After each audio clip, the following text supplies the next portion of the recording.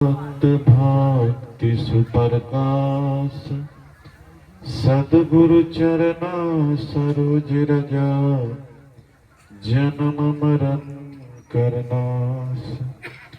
बंदो चरण कमल तब कृपा सिंधु गुरुदेव गति दात्राता कलसो पार उतारहु खेब।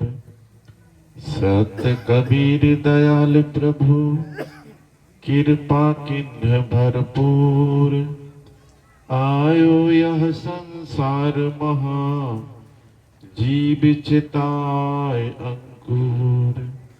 साधु रूप धरि आया किन्हो सबदा पुकार चेतो अस्तन पाई के करहूं वचन शिकार।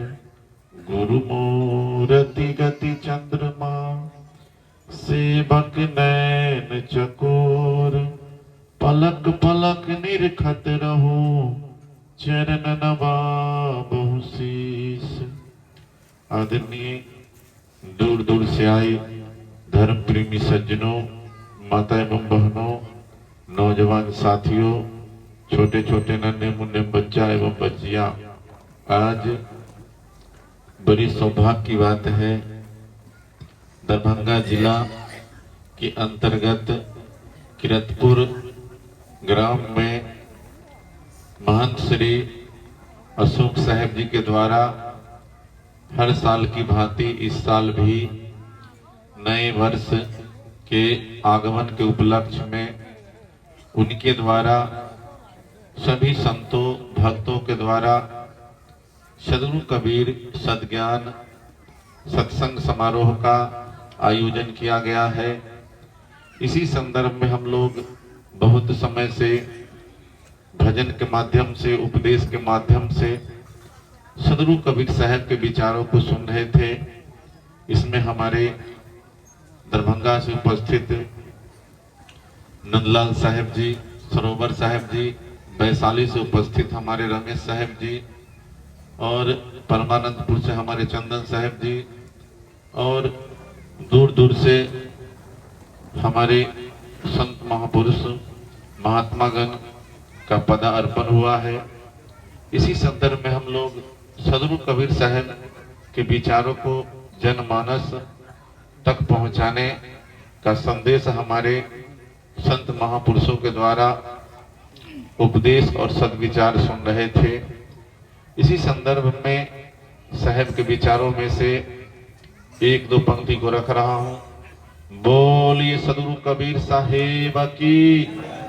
साहेब इशारा करते हैं, कबीर जग में आई के, कबीर जग में आई के सार लखाए तीन, सत हृदय में दया सेवा में लवलीन। सद्गुरु कबीर साहब हम मानव प्राणी को इशारा करते हैं। यह मानव का जो जीवन मिला है, यह मानव का जीवन हम लोगों को बड़े सौभाग्य से मिला है और यही मानव जीवन में आपको भक्ति करने के लिए, भजन करने के लिए, एक दूसरे के सुख दुख में सहयोग करने के लिए ही यह मानव का जीवन मिला है जो आपको कल्याण हो जाए। लेकिन हम मानव प्राणी यह भूल चुके हैं जो यह संसार एक दिन सभी प्राणी को छोड़ के जाना है। यह संसार अपना नहीं है।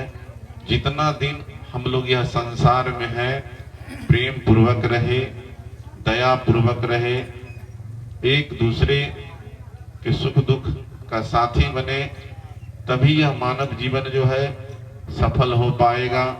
नहीं तो समझ लीजिए यह मानव का जीवन तो मिला है लेकिन निरर्थक हो जाएगा, बेकार हो जाएगा। इससे आपको कोई उपलब्धि मिलने वाला नहीं, क्योंकि जीवन में जितना हम अपने जीवन में त्याग का भावना हमारे भाव में रहेगा, जितना हमारे भाव में वैराग का भावना रहेगा, जितना हमारे जीवन में समदर्शी का भाव रहेगा, वही हमारे जीवन का फल बन जाएगा।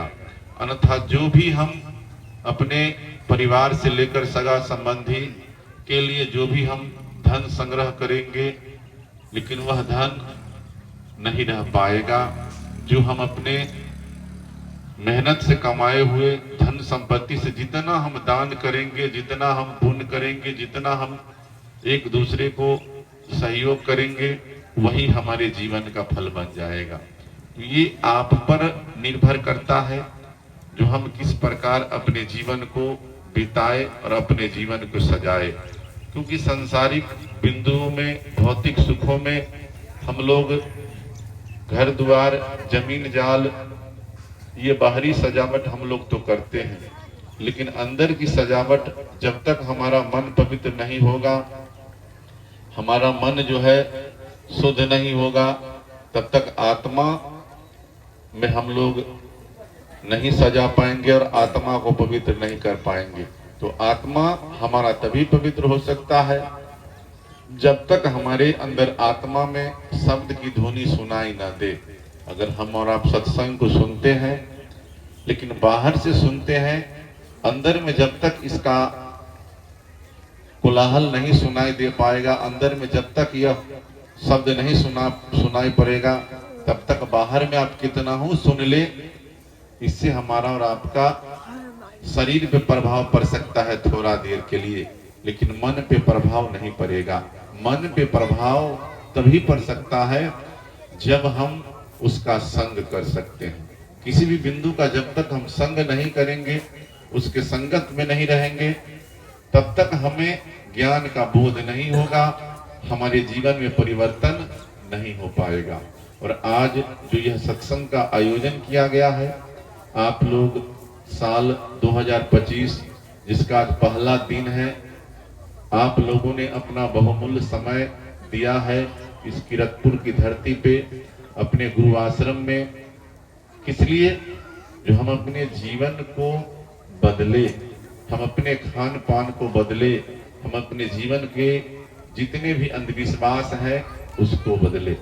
लेकिन हम लोग गुरु की पूजा भी करते हैं, फिर भी हम लोग ना जाने गुरु पे हम लोगों को जितना विश्वास नहीं है, उससे ज्यादा हम लोगों को पानी, पत्थर, पहाड़, देवी देवता, तीर्थ व्रत, इसमें हमारा और आपका विश्वास टिका हुआ है। वास्तविक में अगर कबीरपंथी बनना है, सदगुरु कबीर साहब के विचार को अपने जीवन में उतारना है, तो पक्का आपको बनना पड़ेगा।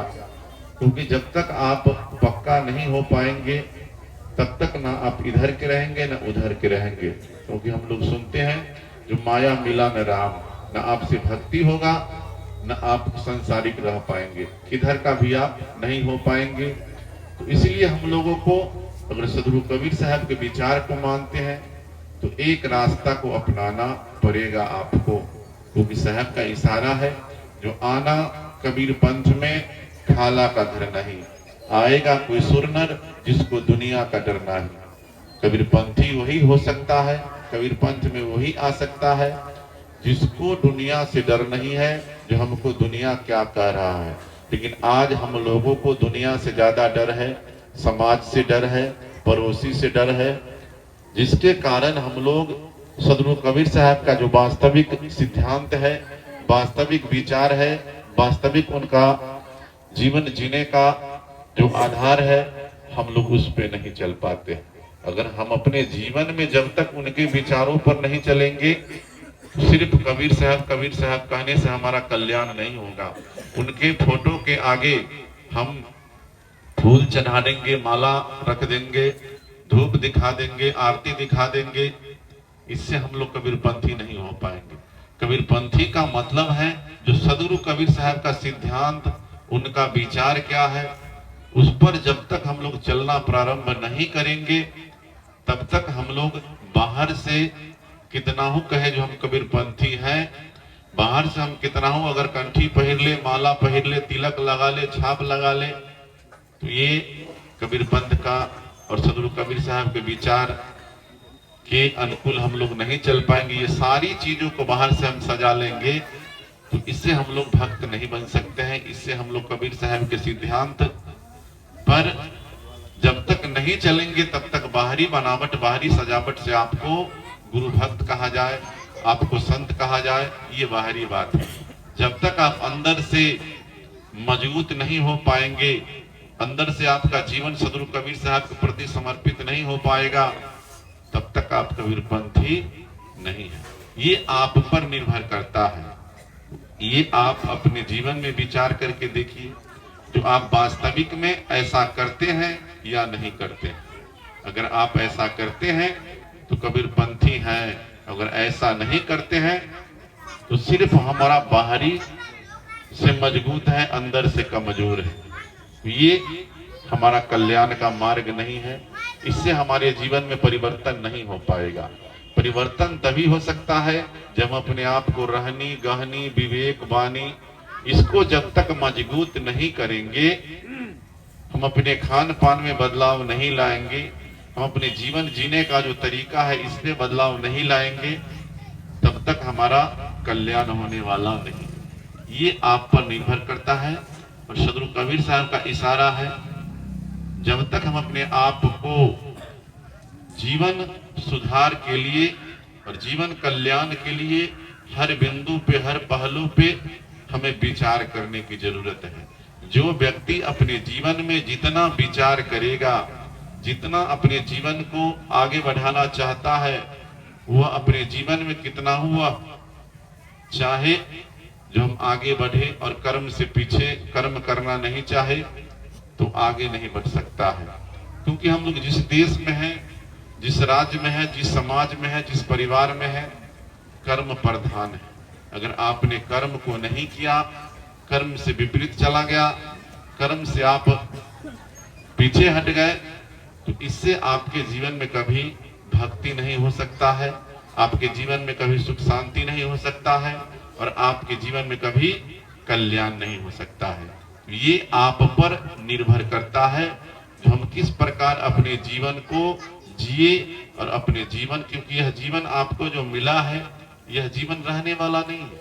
जिस प्रकार हमारा और आपका जो यह शरीर है यह पल में बदलता रहता है, जिस प्रकार आसमान में नाना प्रकार के रंग बदल जाते हैं, उसी प्रकार हमारा और आपका जो यह शरीर है, यह शरीर का भी रंग कब बदल जाएगा इसका कहना मुश्किल है। तो इस शरीर पे भी अभिमान करना, इस शरीर पे अहंकार करना, इस शरीर पे बल देना, यह हम लोगों के जीवन के लिए अहित की बात है। क्योंकि अभी हम और आप स्वस्थ बैठे हुए हैं सत्संग में, कब यह शरीर का रंग बदल जाए, कब इसमें रोग लग जाए, कब यह जीवन अशांति हो जाए, इसकी कोई गारंटी नहीं है। तो हम लोगों को सहजता पूर्वक जीना है और अपने जीवन को हर बिंदु पे परमार्थ की ओर ले जाना है, सेवा की ओर ले जाना है। क्योंकि संत गुरुजन इशारा करते हैं, जो परमार्थ के कारणे साधु धरा शरीर। आप अपने जीवन में जितना परमार्थी बनेंगे, जितना आप अपने जीवन में त्यागी बनेंगे, जितना आप अपने जीवन में समदर्शी बनेंगे, वही आपके जीवन का फल है।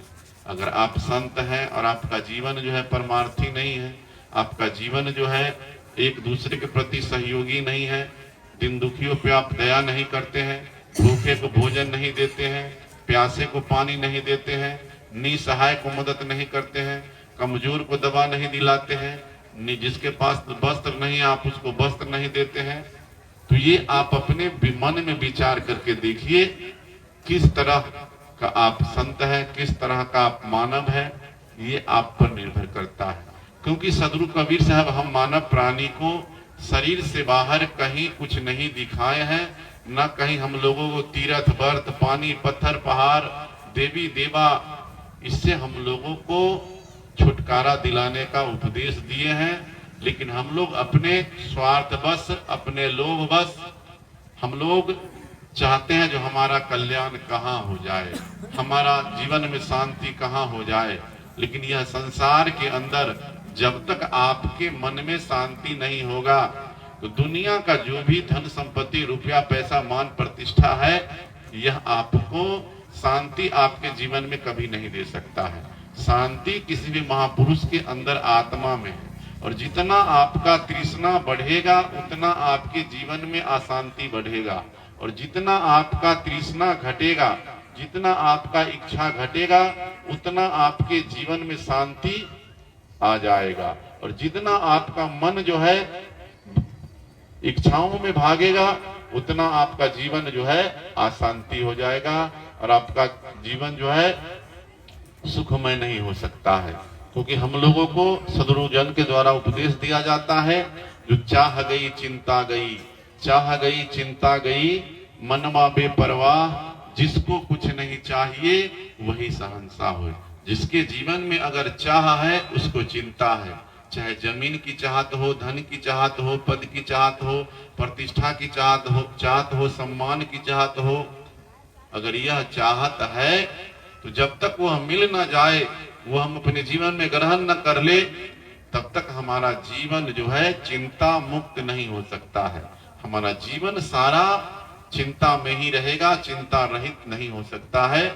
तो आप अपने जीवन में विचार करके देखिए, जो आप अपने जीवन को चिंता से अगर मुक्ति दिलाना चाहते हैं, चिंता से मुक्ति पाना चाहते हैं, तो चाहत को आपको अपने मन से कम करना होगा।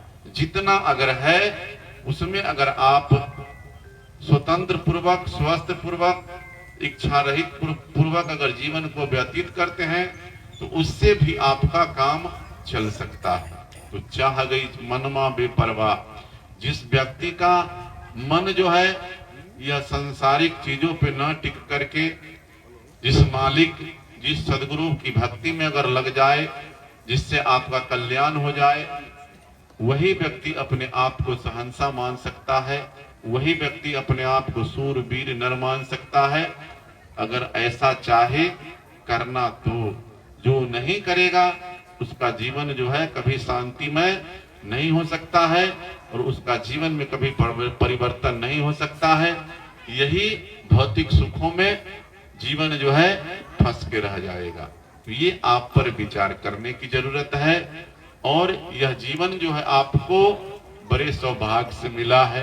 किस लिए? भक्ति करने के लिए। अगर आपने भक्ति नहीं किया, आपने भजन नहीं किया, आपने सेवा नहीं किया, तो समझ लीजिए यह जीवन आपको दोबारा मिलने वाला नहीं है। आज जो हम लोगों को यह सत्संग में बुलाया गया है, आप लोगों ने सत्संग में आए हैं, तो सदगुरु कबीर साहब हम लोगों को धन संपत्ति, रुपया पैसा, जमीन जाल गाड़ी घोड़ा हम लोगों को नहीं दिए। सारे संसार के लोगों को सदगुरु कबीर साहब शब्द दिए हैं, और उन्हीं के शब्द के द्वारा, उन्हीं के विचार के द्वारा आज हम लोगों को भोजन हो, भजन हो, मान हो, सम्मान हो, धन हो, संपत्ति हो, रुपया हो, पैसा हो, उन्हीं के द्वारा हम लोगों को उपलब्धि होता है, और उन्हीं के विचार के द्वारा।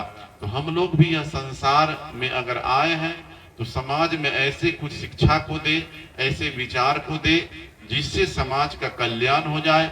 आप अगर इस संसार में नहीं भी है तो लोग आपकी कीर्ति के, आपके कर्म के, आपके विचार को आपके जाने के बाद याद करें, ना कि आपके जाने के बाद भी आपको लोग जो है हीन दृष्टि से देखे, वैसे विचार को नहीं अपनाना है। ये आप पर निर्भर करता है। और मनुष्य का जीवन सभी खानियों में, सभी प्राणियों में सर्वोपरि है। इसमें आप जो चाहे कर सकते हैं। मनुष्य के अंदर एक मन है और एक आत्मा है। जितना हमारा और आपका मन मस्तिष्क विकास करता है, उतना हम लोग अपने जीवन में धन संपत्ति, रुपया पैसा, ज्ञान ध्यान का विकसित करते हैं। लेकिन पशु पक्षी जो है शरीर में ही जीता है। अगर वह चाहे जो हम मोबाइल चला ले, घर बना ले, दिल्ली चले जाए, बंबई चले जाए, मनुष्य के अलावा किसी भी प्राणी जो है नहीं जा सकता है। तो हम लोगों को यह समय मिला है, तो इस बहुमूल्य समय में भक्ति को करे। और भक्ति कैसे करे? जब तक आपका मन पवित्र नहीं होगा, आपके मलिन विचार समाप्त नहीं होगा, तब तक भक्ति नहीं हो पाएगा। भक्ति करने के लिए भाव की जरूरत है। जिस प्रकार हम लोग सांसारिक जीवन में, भौतिक जीवन में किसी वस्तु को लेने के लिए, किसी सामान को लेने के लिए दुकान पे हम लोग जाते हैं, तो जब तक उस दुकानदार से भाव नहीं बनता है, तब तक हम लोग सामान को नहीं खरीद पाते हैं। उसी प्रकार यह अध्यात्म जीवन में जब तक आपका सारा अवगुण समाप्त नहीं होगा, आपका मन पवित्र नहीं होगा, जब तक आपका मन निर्मल नहीं होगा, तब तक आप भक्ति को नहीं कर सकते हैं, सत्संग को नहीं पा सकते हैं। क्योंकि सदगुरु कबीर साहब हम लोग को इशारा किए हैं, जो कबीर मन निर्मल भया, कबीर मन निर्मल भया, जैसे गंगा नीर पीछे पीछे हरि भजत, कहत कबीर कबीर। जो व्यक्ति का मन निर्मल हो जाए, जो व्यक्ति का आत्मा निर्मल हो जाए, जो व्यक्ति का भाव निर्मल हो जाए, वैसे संत को सदगुरु कबीर साहब हो या हरि हो या गुरु जी हो, खोजते हैं। जो वैसा संत कहाँ है, वैसा साधु कहाँ है, वैसा बैरागी कहाँ है।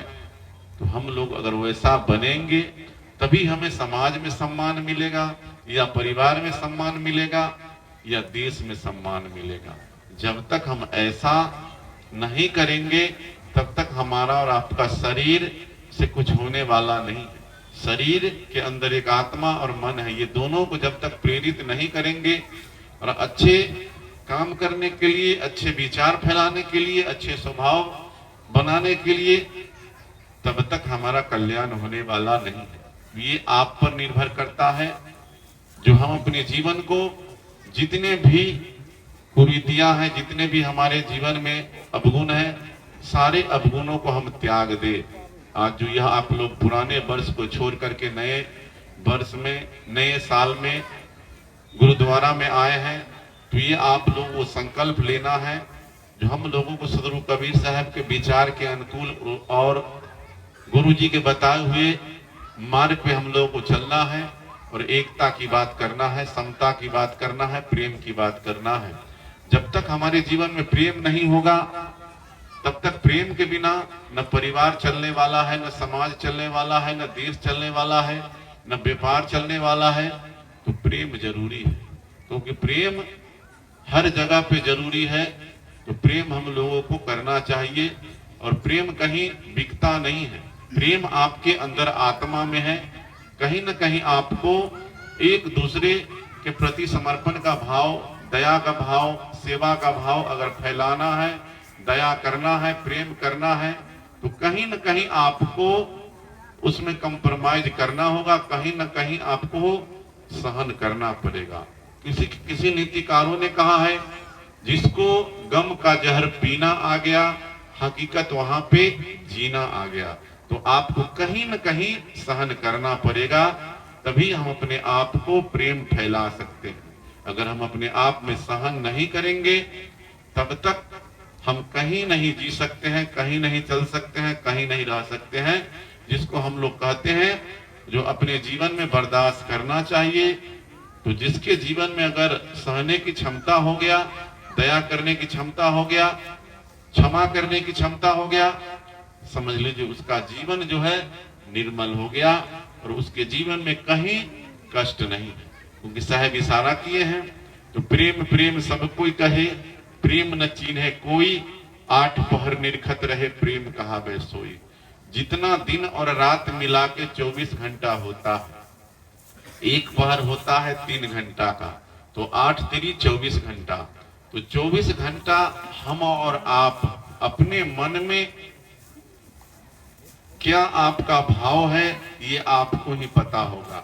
जो आपके मन में 24 घंटा भाव गुरु के प्रति है, सदगुरु कबीर साहब के शब्द के प्रति है, या आप धन संपत्ति के पीछे आपका भाव है, या ईर्ष्या द्वेष के प्रति है, या लड़ाई झगड़ा के प्रति है, या धन संपत्ति लूटपाट करने के संबंध में आपके मन में भाव है, ये आपको ही पता होगा। जब तक आपका भाव नहीं बदलेगा, तब तक आपका कल्याण होने वाला नहीं है, और प्रेम आपको कहीं नहीं मिलने वाला है। तो प्रेम के बिना यह जीवन जो है अधूरा है। तो प्रेम प्रेम सब कोई कहे, प्रेम न चीन्हे कोई। तो हम लोग आठों पहर अपने मन में, अपने अंदर आत्मा में सत्संग का भाव होना चाहिए, सत्संग का विचार होना चाहिए, तभी हम लोग सत्संगी है। नहीं तो सिर्फ हम लोग सत्संग में बैठे हैं, तब तक ही हमारा भाव सत्संगी है, सत्संग से अगर निकल गए तो हमारा भाव बदल गया, हमारा रंग बदल गया, हमारा स्वभाव बदल गया। तो सत्संग में आपने जो अपना बहुमूल्य समय दिया है, यह समय आपका व्यर्थ चला जाएगा। क्योंकि किसी भी व्यक्ति का शरीर सत्संगी नहीं होता है, कपड़ा सत्संगी नहीं होता है, भेष सत्संगी नहीं होता है, रहन सहन सत्संगी नहीं होता है। किसी भी व्यक्ति का विचार सत्संगी होता है। जो आपके स्वभाव में परिवर्तन हो गया, आपके आचरण में परिवर्तन हो गया, तो समझ लीजिए आप सत्संगी है। और यह आपका स्वभाव जो है आठों पहर होना चाहिए। आठों पहर का मतलब 24 घंटा आपके मन में सत्य होना चाहिए, आपके अंदर क्षमा होना चाहिए, आपके अंदर दया होना चाहिए, आपके अंदर शील होना चाहिए, आपके अंदर संतोष होना चाहिए, तभी आप सत्संगी है। नहीं तो बाहरी सत्संगी करने से आपका कल्याण नहीं होगा। क्योंकि गुरु कबीर साहब इशारा किए हैं, सत्संग सत्संग सब कहे, सत्संगी नहीं कोई, कथा वार्ता कीर्तन ये तो सत्संग न हुए। जो अभी हम लोग बैठे हुए हैं, हम अगर कथा सुन ले, भजन सुन ले, अगर इसको सुन करके अगर कल्याण हो जाए तो लोग को ज्ञान की जरूरत नहीं होता, इसी से कल्याण हो जाता। सत्संग का मतलब होता है जो हम अपने जीवन में जितना संत महापुरुषों के विचार का संग कर लेंगे, उन्हीं के रास्ते पर, बताए हुए रास्ते पर चलना हम प्रारंभ कर लेंगे, समझ लीजिए हमारा सत्संग हो गया। जिस प्रकार मधुमक्खी जो है जितना वह भौरा जो है रस में डूब करके रस लेता है, उसी प्रकार हम लोग सत्संग में बैठे हुए जितना आप अपने जीवन के असत्य को छोड़ करके सतमार्ग पर चलना प्रारंभ कर देंगे, सत्य को अपने जीवन में धारण कर लेंगे, समझ लीजिए वही आपके जीवन में लाभान्वित हुआ और वही आपके जीवन में सत्संग का जो है मार्ग पर चलना प्रारंभ कर देंगे, वही समझ लीजिए हमारे जीवन का कल्याण का मार्ग है।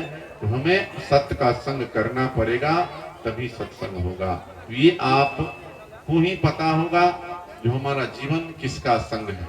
सत्संग का संग हम लोग करते हैं या हम लोग झूठ का संग करते हैं। क्योंकि जिस प्रकार के व्यक्ति का हम संगत करेंगे वैसा ही हमारे जीवन में ज्ञान होगा।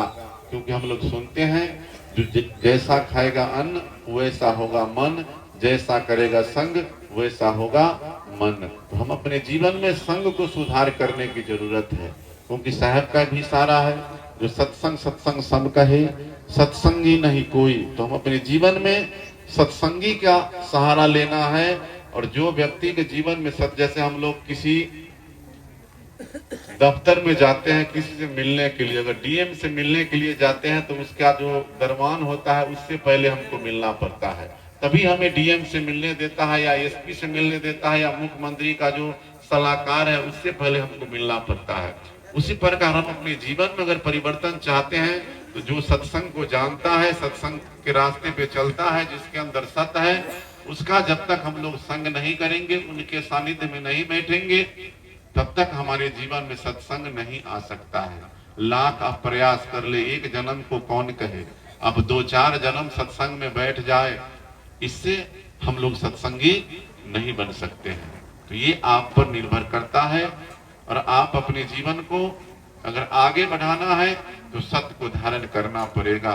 किसी नीतिकारों ने कहा है, मैं सच्चे पथ का राही हूँ, कह सकता दिन को रात नहीं, ईमान बेच दूं 2 टुकड़े पर, ये मेरे बस की बात नहीं।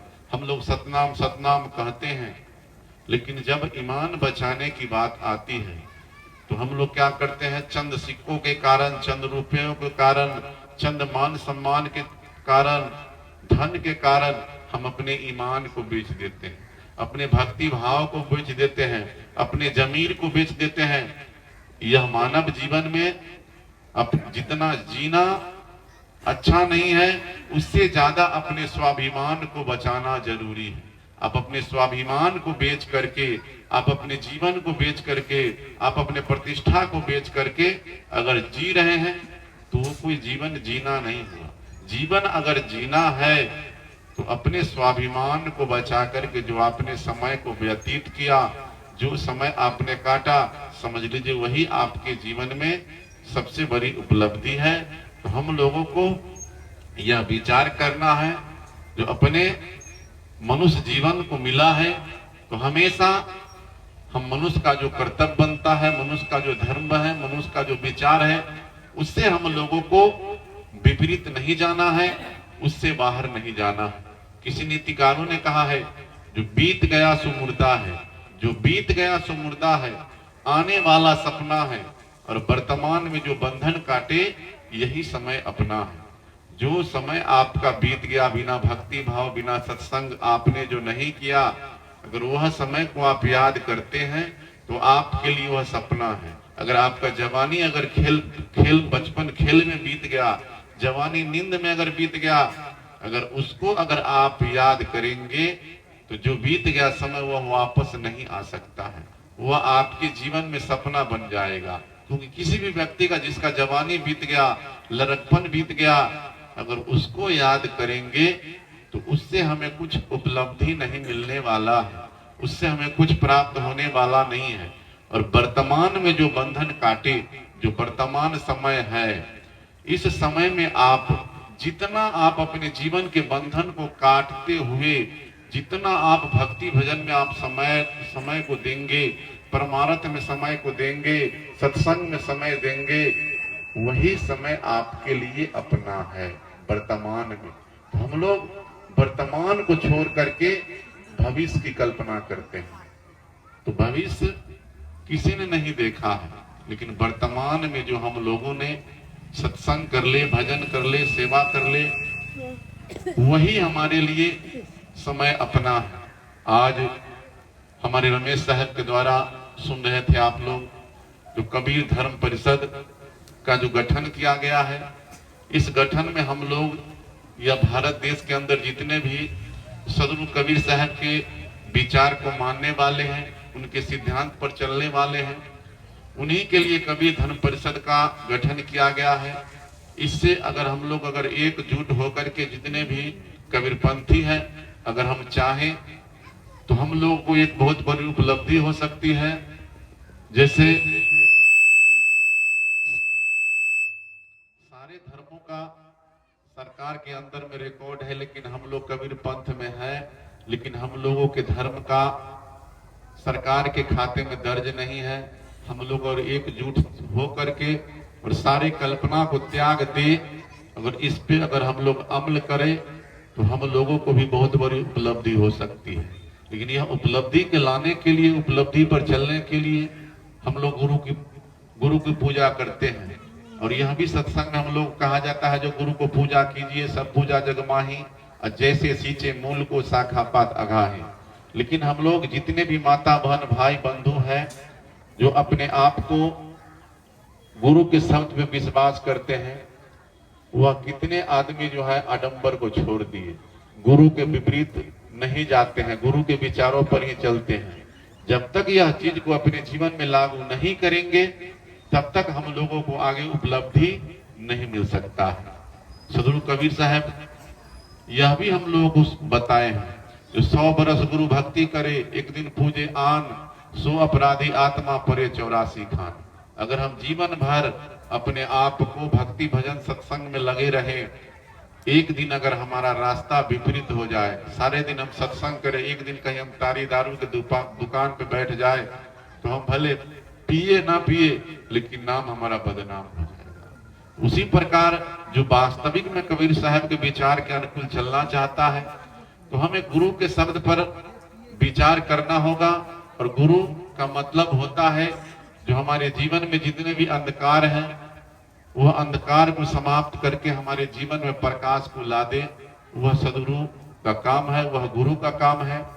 तो हम लोगों को भी यह निर्णय करना है, जो गुरु के बताए हुए मार्ग पर जब तक नहीं चलेंगे, तब तक हमारा कल्याण होने वाला नहीं है। चाहे भौतिक क्षेत्र हो, चाहे आध्यात्मिक क्षेत्र हो। भौतिक क्षेत्र में जो हम गुरु का ज्ञान जो होगा, उससे हमारा धन संपत्ति, रुपया पैसा, पद प्रतिष्ठा बढ़ेगा। लेकिन अध्यात्म में जो गुरु मिलेंगे, उससे हमारे जीवन का कल्याण होगा। यह संसार सागर से पार होने का मार्ग बताएंगे। अगर इस पर चल के हम लोग अमल जब तक नहीं करेंगे, तब तक हमारा कल्याण होने वाला नहीं है। तो ये आप पर निर्भर करता है जो हमें किस मार्ग पर चलना है और किस दिशा पे चलना है। अगर आपका दिशा अगर जब तक ठीक नहीं होगा तो आपके जीवन का दशा ठीक नहीं होने वाला है। हमारा और आपका दिशा ही गलत है। हम लोग गुरु के बताए हुए मार्ग पर चलना नहीं चाहते हैं। घर में छठ, देवी देवा, जितिया ये सब करते हैं, पानी पत्थर पहाड़ गंगा स्नान, इससे काम हमारा नहीं होने वाला है। हमारा कल्याण कभी होगा तो मन को निर्मल करना होगा, स्वभाव को बदलना होगा, विचार को बदलना होगा, तभी हम लोग अपने आप को सही दिशा पा सकते हैं और सही मार्ग पे चल सकते हैं। और यह जीवन आपको दोबारा मिलने वाला नहीं है, क्योंकि आप लोग सुनते हैं मानुष दहिया पाई के चुके न अब की बार, जाए परे भव चक्र में सहे घनेरी मार। यह मानव का जीवन आपको बड़े सौभाग्य से मिला है। यह मानव जीवन को अगर आपने नहीं सुधारा, आपने नहीं संवारा, तो आपको क्या होगा? फिर आपको ना जाने हाथी घोड़े कुत्ते बिलाई सियार का शरीर धारण करके आपको 84 में भटकना पड़ेगा। क्योंकि हम लोग कहते हैं बहुत सुखी है। हम लोगों को मनुष्य का शरीर मिला है किस लिए? भक्ति करने के लिए। इस जीवन में आप लोग देख लीजिए, जो हाथी घोड़े कुत्ते बिलाई सियार गाय भैंस का शरीर धारण किया है उसको कितना कष्ट होता है। तो अगर हम लोग भी अगर नहीं बदल पाएंगे तो वही कष्ट हम लोगों को भी झेलना पड़ेगा, वही कष्ट से हम लोगों को भी सामना करना पड़ेगा। और अपने जीवन में जो जिसके द्वारा हमें भूल में जो ज्ञान मिल जाए, गुरु ज्ञान उसी को कहते हैं। अगर भूल में अगर कोई हमको शिक्षा दे, भूल में अगर हमको कोई रास्ता बता दे, वही हमारे लिए गुरु है। और श्रद्धा सहित जो व्यक्ति श्रद्धा सहित हमें गुण को दान करे, गुणवान उसी को कहते हैं। और दिन दुखियों पर दया करे, धनवान उसी को हम कहते हैं। और राग द्वेष से मुक्त रहे, मुक्तवान उसी को कहते हैं। और उलझन से बचना चाहे, इंसान उसी को कहते हैं। तो ये आप पर निर्भर करता है जो हमें उलझन में जीना है या उलझन से बचना है। अगर आप दिन दुखियों पर दया करेंगे तभी आपके धन का महत्व है, तभी आपके पद का महत्व है, तभी आपके ज्ञान का महत्व है, तभी आपके विचार का महत्व है। अगर ऐसा करेंगे तो अगर ऐसा नहीं करेंगे तो आप कितना हो ज्ञानी है और वह ज्ञान अगर किसी के काम नहीं आया तो वह ज्ञान पत्थर के समान है। अगर आपके पास थोड़ा ही ज्ञान है और वह ज्ञान से अगर संसार का कल्याण हो जाए, देश का हित हो जाए, समाज का हित हो जाए, तो आपसे बड़ा इस दुनिया में ज्ञानी कोई नहीं है। तो हम लोगों को अपने आत्मा को सुधार करना है, अपने विचार को सुधार करना है। हम लोग हिंदू मुस्लिम सिख ईसाई इसके चक्कर में फंसे हुए हैं, तो इससे हमारा काम नहीं होगा। किसी नीतिकारों ने कहा है, न हिंदू बुरा है न मुसलमान बुरा है, जो बुराई पर उतर जाए इंसान बुरा है।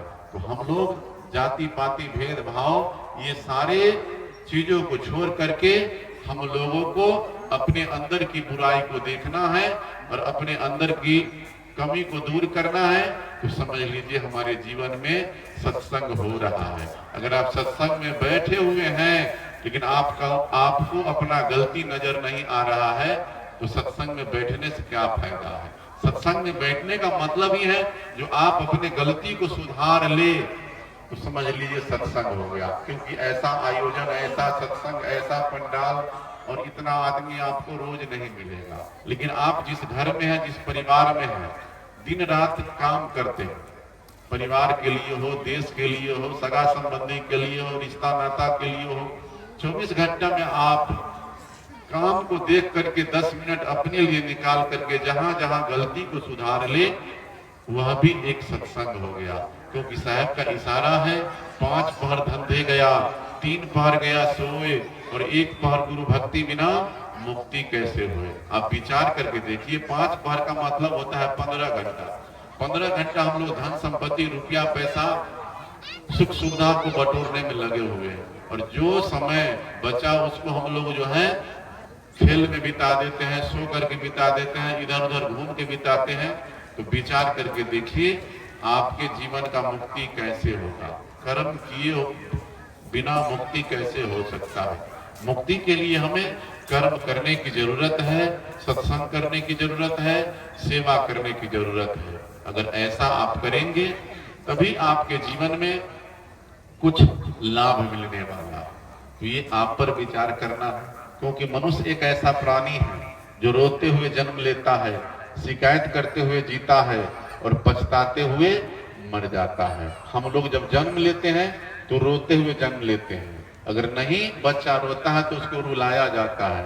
उसके बाद हम लोग जब बुद्धि विवेक होता है, ज्ञान की उपलब्धि होती है, थोड़ा धन होता है, थोड़ा पद प्रतिष्ठा होता है, तो हम लोग क्या करते हैं, एक दूसरे को निंदा, शिकायत, ईर्ष्या, द्वेष, कलह, कलेश करके अपने जीवन लीला को समाप्त करना चाहते हैं।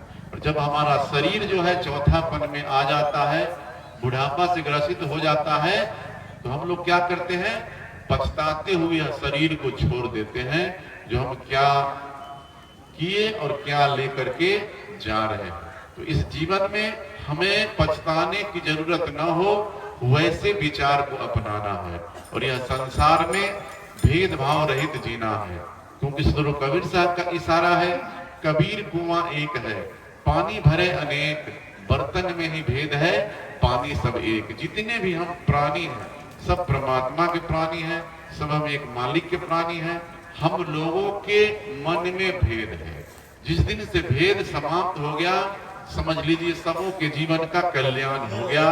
जाति पाति छुआछूत भेदभाव उस दिन से समाप्त हो जाएगा, क्योंकि हम लोगों को इशारा किया जाता है, साहब का पद है, जो आया है एक देश से, उतरा है एक घाट, और हवा लगा तो हो गए 12 बाट। हम लोग एक ही परमात्मा के संतान हैं, लेकिन जब हम लोग इस संसार में आए, जब संसार का हवा लगा, तो हम लोग 12 बाट में बदल गए, भेदभाव में बदल गए, छुआछूत जाति पाति में बदल गए।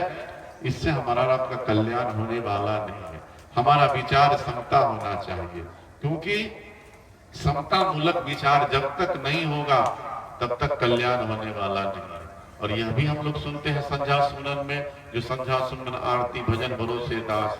तो संध्या सुमन आरती का मतलब क्या है, ये आप लोग जानिए। जो हम लोग के पास धन संपत्ति रुपया पैसा हो तभी उसका अहंकार नहीं करना चाहिए। और आपके पास कितना हो, ज्ञान है, ज्ञान रूपी दीप जल रहा है, अगर आपके अंदर क्रोध और अहंकार आ गया तो आपका ज्ञान रूपी जो दीप जल रहा है वह समाप्त हो जाएगा। तो ये आप पर निर्भर करता है। और आप सत्संग में कहीं भी जाएं तो सत्संग को सुनकर के अपने जीवन में उतारे। हम लोगों को भक्ति का नाना प्रकार के उपदेशों के द्वारा भक्ति करने का दिशा और दशा बतलाया जाता है, लेकिन अगर हम लोग एक शब्द अगर सुन ले, झूठ बोलना छोड़ दे, प्रपंच करना छोड़ दे, ईर्ष्या द्वेष करना छोड़ दे, छल प्रपंच करना छोड़ दे, तो समझ लीजिए हमारा कल्याण हो जाएगा। लेकिन हम लोग सुनते हैं लेकिन उसको जीवन में नहीं उतार पाते हैं, जिसके कारण हमारे जीवन में जो है जीवन मुक्त नहीं हो पाते हैं ये सारे विषय विकारों से। ये विचार करने की जरूरत है। और अपने जीवन को सदगति पाने के लिए, अपने जीवन को कल्याण पाने के लिए संत महापुरुषों का विचार सुनकर के अपने जीवन में उतारने की जरूरत है। इतना ही शब्दों के साथ हम अपनी वाणी को विराम देते हैं। बोलिए सदगुरु कबीर साहिब की।